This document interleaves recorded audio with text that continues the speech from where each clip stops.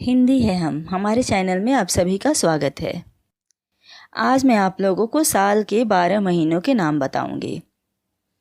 अब आप लोग कहोगे कि ये तो हम सबको बचपन से ही आता है, LKG KG में ही हम पढ़ चुके हैं कि 1 ईयर में 12 मंथ्स होते हैं, जनवरी फरवरी मार्च अप्रैल दिसंबर तक। लेकिन बहुत कम बच्चों को पता होगा कि हमारे हिंदू पंचांग के अनुसार भी 12 महीने होते हैं और उनके नाम ये जनवरी फरवरी नहीं है। आज मैं आप लोगों को कैलेंडर और पंचांग के बारे में थोड़ी बहुत जानकारी दूंगी, जो कि बेहद ज़रूरी है। पंचांग के अनुसार महीने, पक्ष और तारीख यानी तिथि आदि के बारे में। तो आप लोग वीडियो को अंत तक ज़रूर देखिएगा, क्योंकि इसके पहले जो है मैं 9th क्लास की हिंदी पाठ्य पुस्तक से गिल्लू पाठ पढ़ा रही थी 2-3 दिन पहले। तो पाठ के संदर्भ में मुझे बताना पड़ा कि आश्विन माह के कृष्ण पक्ष को पितरपक्ष के रूप में मनाया जाता है। और फिर मुझे लगा कि बच्चों को तो ये सब माह पक्ष आदि के बारे में कोई जानकारी ही नहीं होगी, क्योंकि बचपन से हमें कभी हिंदी महीनों के बारे में पढ़ाया ही नहीं जाता।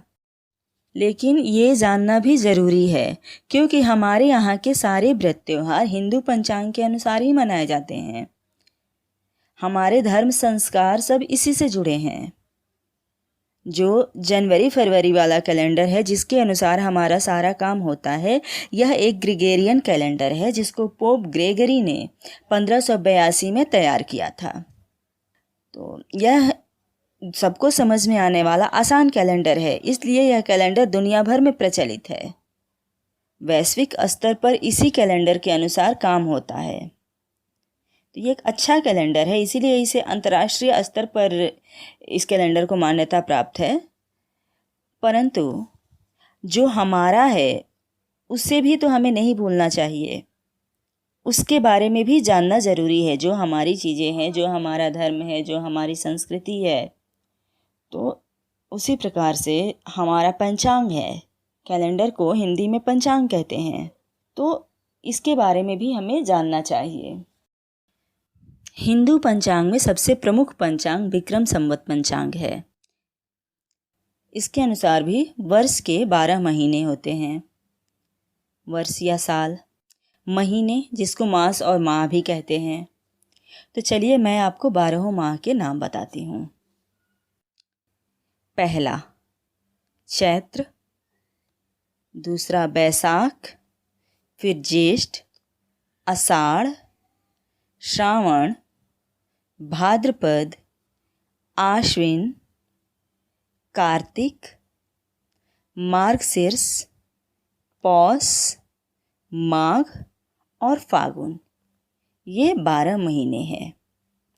अब इसमें जो है श्रावण, जिसको सावन भी कहते हैं, जो कि अभी हमारा सावन का महीना चल रहा है, यानी 5वां महीना है हिंदू पंचांग के अनुसार। और अभी जो है अंग्रेजी महीने के अनुसार जुलाई, जो कि 7वां महीना चल रहा है। ये जो हिंदी महीने हैं, तो हिंदी महीने की जो शुरुआत है, हमारे नए साल की शुरुआत, जो हमारा कैलेंडर का पहला माह आता है, वो चैत्र माह आता है, जो कि मार्च और अप्रैल में पड़ता है। यानी हमारा साल जनवरी में नहीं शुरू होता है। नया साल जो हम जनवरी में मनाते हैं, वो हिंदू पंचांग के अनुसार नया साल चैत्र माह से शुरू होता है। उसी तरह से वैसाख अप्रैल मई में पड़ता है, ज्येष्ठ मई जून में पड़ता है, आषाढ़ जून जुलाई, सावन जुलाई अगस्त। जैसे अभी जो है हमारा सावन का महीना चल रहा है, तो ये सावन का महीना 6 जुलाई से शुरू हुआ। अब 6 जुलाई से क्यों शुरू हुआ? क्योंकि 5 जुलाई को आषाढ़ की पूर्णिमा थी, और पूर्णिमा के अगले दिन से अगला माह शुरू होता है। यानी किसी माह की अंतिम तिथि पूर्णिमा तिथि होती है, और पूर्णिमा के अगले दिन से प्रतिपदा से अगला माह शुरू होता है। तो आषाढ़ के बाद हमारा सावन 6 तारीख से शुरू हो गया, और उसके बाद अब 3 अगस्त तक जो है वो सावन है। 3 अगस्त को सावन की पूर्णिमा है, उस दिन राखी का त्यौहार भी मनाया जाता है। हर सावन की पूर्णिमा को रक्षाबंधन का त्यौहार मनाया जाता है। तो उस दिन सावन की अंतिम तिथि होगी पूर्णिमा, और अगले दिन से फिर भादो का महीना शुरू हो जाएगा। इसी प्रकार से ये सारे महीने हैं। भाद्रपद, भादो भी कहते हैं इसे, अगस्त सितंबर, आश्विन, जिसको कि कुंवार भी कहते हैं। उसके बाद मार्गशीर्ष है, जिसे अगहन के नाम से भी जाना जाता है। फिर पौष, माघ, फागुन। तो ये हमारे महीने हो गए।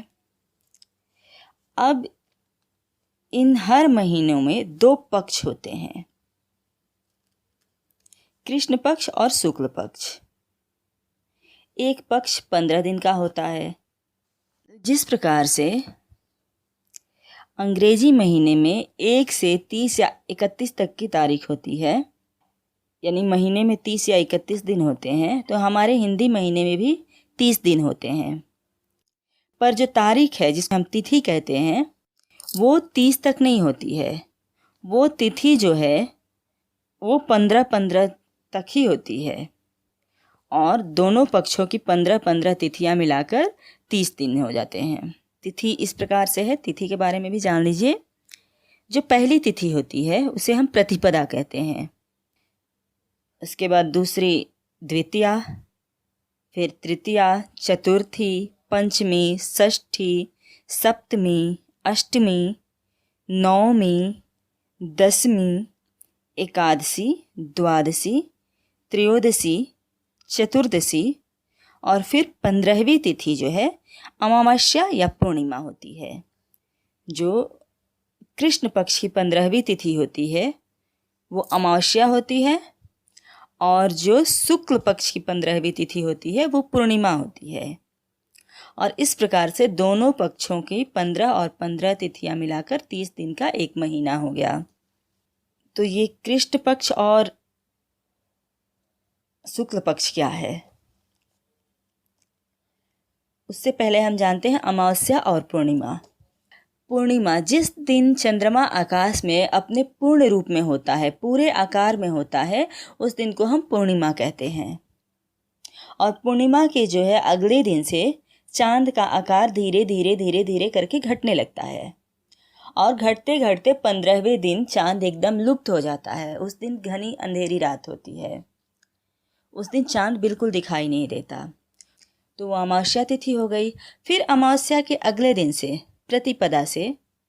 प्रतिपदा द्वितीया, तृतीया, चतुर्थी, ऐसे तो धीरे धीरे जो है प्रतिपदा से चांद का आकार धीरे धीरे धीरे धीरे बढ़ने लगता है।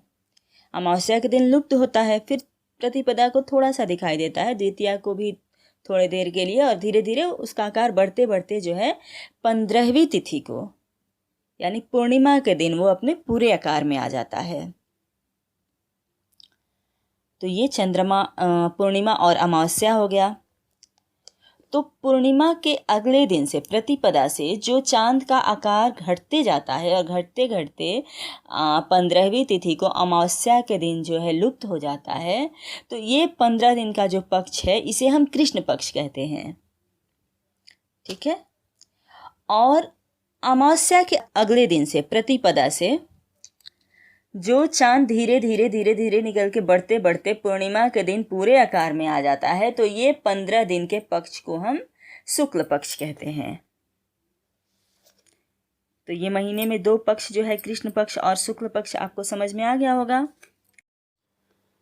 तो इस प्रकार ये हमारा जो पंचांग है वो चांद की गति के आधार पे बनाया गया है। उम्मीद है आप सभी को समझ में आ गया होगा, और आप कमेंट में ज़रूर बताइएगा कि ये टॉपिक आपको कैसा लगा, इसके बारे में आप जानना चाहते थे या नहीं। तो जैसा भी हो कमेंट ज़रूर कीजिएगा। धन्यवाद।